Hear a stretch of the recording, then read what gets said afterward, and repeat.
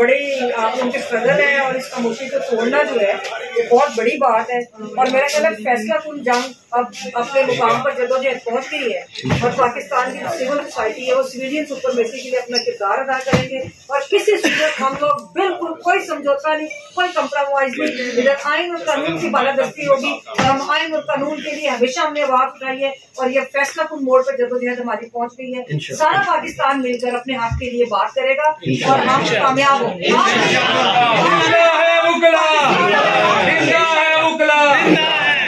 ये जाने कब हमारे मुल्क में ये मजाक खत्म होगा। हम रियासत को चलने भी देंगे, मुल्क को चलने भी देंगे कि नहीं? हम यही क्या हाल और हशर करते रहेंगे?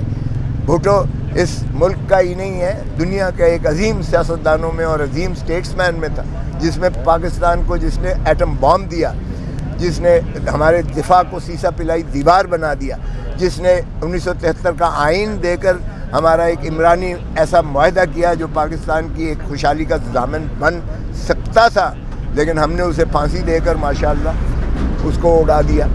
और अब एक ऐसा जो है वज़ीर आज़म है जिसने एब्सोल्युटली नो कहा अड्डे अमेरिका को देने पर, और उसके बाद भी उसे भी डोनाल्ड लू के हाथों में जाहिर है वो सुपर पावर का हुक्म मुतसव्वर किया। भुट्टो का हेनरी किसिंगर का हुक्म जो है था कि एटम बॉम्ब बनाना बंद करो वरना इबरत का निशान बनाएंगे, हमने उसको भी फांसी लगा के लहद में उतार दिया।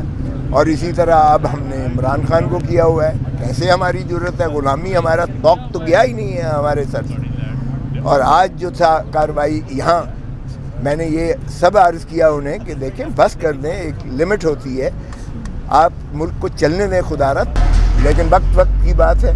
आज एक मुख्तलिफ वक्त है, अब इस वक्त हम कटहरे में, और कल एक और हमने मजाक देखा, वज़ीर आज़म 40 साल बाद उसको इंसाफ शायद मिलने जा रहा हो। जुल्फ़िकार अली भुट्टो साहब का वो 12 साल के बाद केस निकली जो प्रेसिडेंशियल रेफरेंस है, जनवरी में चली गई। दूसरे वज़ीर आज़म साहब को इस तरह धड़ाधड़ बेलें मिल रही हैं और वो बिल्कुल साफ़ सुथरे होकर वो जो है माशाअल्लाह अपना चौथी मरतबा वज़ीर आज़म बनने का ख्वाब देख रहे हैं। और एक तीसरे वज़ीर आज़म है जो इस वक्त आपके सामने अडयाला जेल में माशाअल्लाह केस भुगत रहे हैं, 4 महीने से यहाँ पाबा सलासल है। तोशे खाने में सारे वज़ीर आज़म और सारे सदूर साहब का उनका ज़रा रिकॉर्ड दिखवा लें। एक मुरवजा कानून चल रहा है, एक ज़ाब्ता है, एक जाचा है, उसके रूल्स के मुताबिक ये है कि जो भी तोहफ़ा मिलता है सरबराह ममलकत को या सरबराह रियासत को, वो आके वो उनका प्रिंसिपल सेक्रेटरी लेता है, उसके पास नहीं होता, वो खुद उठाए फिरला होता है। वो प्रिंसिपल सेक्रेटरी जो होता है या मिलिट्री सेक्रेटरी है, वो तोशा खाना में डिपॉजिट करता है। तोशा खाना का एक पूरा कानून और निज़ाम है, उसमें अप्रेजर जो है उसकी असेसमेंट करते हैं, इवेल्यूएट करते हैं, कीमत लगवाते हैं, उसकी कीमत लगवाने के बाद ऑफ़र करते हैं कि जनाब वज़ीर आज़म साहब या सदर साहब बताइएगा क्या आपको इसमें से कोई चीज़ पसंद है तो इतनी कीमत दीजिएगा, कानून के मुताबिक तो आप रख सकते हैं। कोई रखता है, कोई नहीं रखता है। मुझे भी कहा गया ये कार जो है ये आप रख सकते हैं इतने पैसे दे के। मैंने कहा यार इससे बेहतर कार मेरे अपने घर में खड़ी हुई है, मगर ना मैं भी आज बशीर के पास जो है केस भुगत रहा होता, मैंने नहीं ली थी। तो बाहर कैफ अगर रख दी उन्होंने तो नवाज़ शरीफ ने गाड़ी ली। नवाज़ शरीफ तो माशाअल्लाह चूँकि इस वक्त वो बहुत चहीते हैं, किसी की आंखों का तारा है, तो वो तो उनके ख़िलाफ़ चल नहीं सकता है।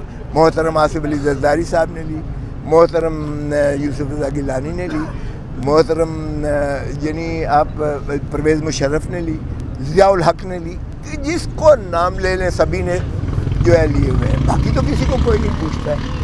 अब अगर आपने आज़म खान को गिरफ़्तार करके उसको जेलों में रख के और उसके बाद उससे कोई बयान ले लिया है, तो आज़म खान अगर ये कहे कि जी ये उन्होंने लिया है या बेगम साहब ने कोई इसमें से जेवर पसंद करके ले लिए हैं, तो भाई उसका आपके पास रिकॉर्ड मौजूद है। इवैल्यूएशन, अगर आप इवैल्यूएशन कहते हैं कमी बेशी है तो उसमें कह दीजिएगा कि इतना कम है, आप दे दीजिएगा। इसमें केस कहाँ से बन गया?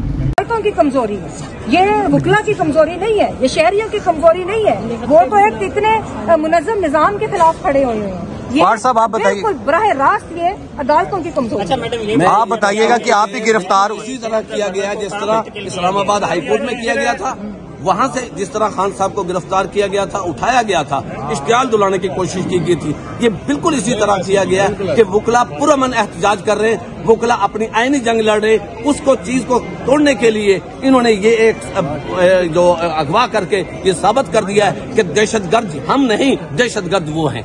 और उन्होंने अपनी दहशतगर्दी का अजायम जोर से है वो आज सामने आ गए। उनका इस तरीके से एक वकील को हाईकोर्ट की प्रेमिसेस में उठाना, इससे बड़ी क्या जुर्म कर सकते हैं। उन्होंने ये किया है, ये वकीलों को उकसा रहे हैं और ये अच्छा नहीं कर रहे। हमने पुरअमन रहते हुए कानूनी जंग लड़नी है इंशाल्लाह ताला। ये जिस तरह चाहते थे 9 मई को ये कह रहे हैं सानिया हुआ, 9 मई साजिश थी, ये भी एक साजिश है। मैडम, लाहौर हाईकोर्ट के दरवाजे बंद कर दिए गए थे जब उन्होंने अंदर आने की कोशिश की, तो इस हवाले से क्या कहते हैं? मैंने आपको पहले भी कहा है कि हम लोगों ने चीफ जस्टिस को हम लोग ये बात करेंगे और जिन लोगों कैमरे में देखिए मैम, कैमरे में। मैंने आपसे 1 मिनट पहले भी मैंने बात की है कि ये जो रियासती मुलाजम है, जो सिक्योरिटी है, वो चीफ जस्टिस उसका नोटिस ले, इसके ऊपर कार्रवाई करे जो इसके जिम्मेदार हैं कि उन्होंने किस तरह वुकला को हाईकोर्ट में एंटर होने से रोका और किस तरह हाईकोर्ट के प्रेमिसेस के अंदर से इस तरह वुकला को गिरफ्तार किया गया। Thank you so much.